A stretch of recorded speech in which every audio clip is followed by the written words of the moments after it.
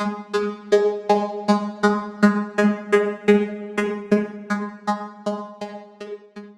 guys, I'm Behzad Qurbani and this is BQ Geomatic channel. In this video, we are going to get acquainted with different point formats and learn how to create our own format from a raw format. The files of the points we work with are mostly in TXT format, which is the simplest and best format for working with software such as Swivel3D and LAN, which I will explain further. But sometimes the file points that reach us may be raw and not directly usable in this software, such as formats, IDX, GSI, etc.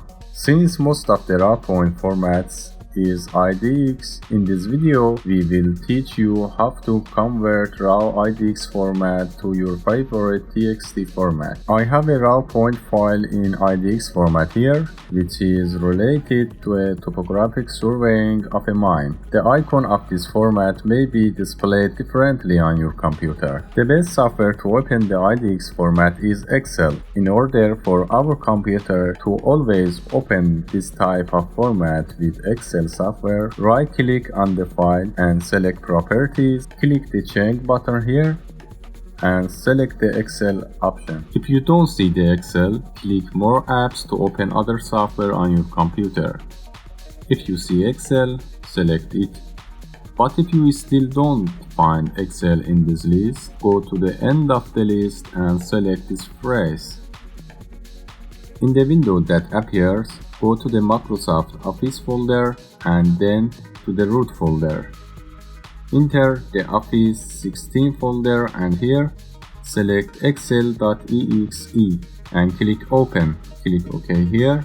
However, depending on the version of Office you have installed, the folder names may be slightly different on your computer, but the general way is the same. Now you will see that the file icon has changed to the Excel icon, and from now on, if you open an IDX file anywhere on your computer, it will open with Excel. I open the file. This is the appearance of IDX file that contain a header and then points and specifications of each point. As you can see here, this column is point number, this is point ID, distinct, northing, elevation, this code or description, this date, and this point class. The code or description row may be empty. The points written in the last column, MEAS, are actually points measured by the surveyor, and these points are what we need. We usually have nothing to do with fixed points, because they are usually inserted to the instrument by the user manually, such as coordinate of stations. I'm enlarging these columns to better represent the numbers. These columns are important to us. Now look carefully at all the rows. There may be some unusable points that have been created, for example, when changing the location of the total station and set it. Come down here, you see that the row of points is cluttered and these are unusable points. I select and delete these rows. Here we see that the order of the numbers is cluttered, which may be because these points are related to another place stored in this job. In which case, it is better to do them separately and in the same way for these points as well. Continue the steps and it may be continuation of these points. In this case, the continuation is the same points and we consider integrated. I'm coming down again. As you can see, the measure points are over. Now from the first point to the last point you saw, I select the required columns.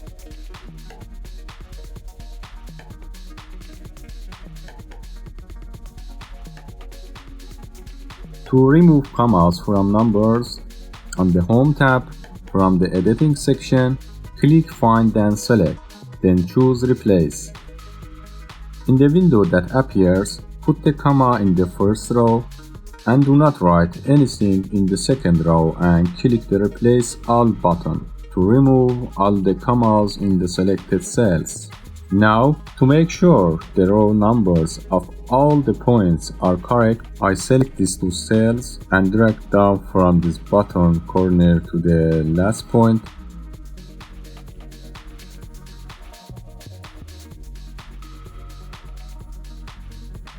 As you can see, the number of the points has been sorted. If there is a letter in this column instead of the numbers, you can write the numbers 1 and 2 in the first and second row and then do the previous step. Either way, be careful not to lose useful information by sorting and changing these columns. For example, a sketch may be drawn based on the number of points you want to change, or it may be letters and words that represent information about that point instead of the number.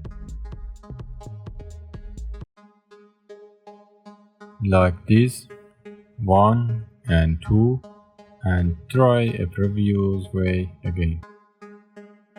Now to have decimal numbers up to only 3 digits, I select the columns for easting, northing, and elevation.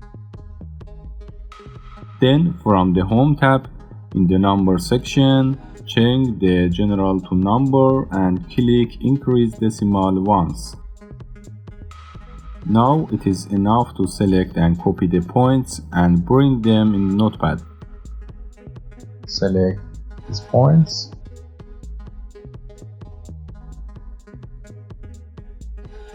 Copy. Open the Notepad and paste here. You can see that the points were created in order. The column delimited in this case with tab, which I prefer it because it has a more regular shape than the other modes. To change this mode to comma or space, just select and copy one tab, then go to the Replace from the Edit menu. In the window that appears, the first row shows the same tab that we copied. If not, we can paste. In the second line, type comma or space and click on Replace All. I'm writing a comma here. As you can see, the columns delimited with comma. It doesn't matter what column separator is selected because in Land or Civil3D software, we can choose what character the software separates the columns with.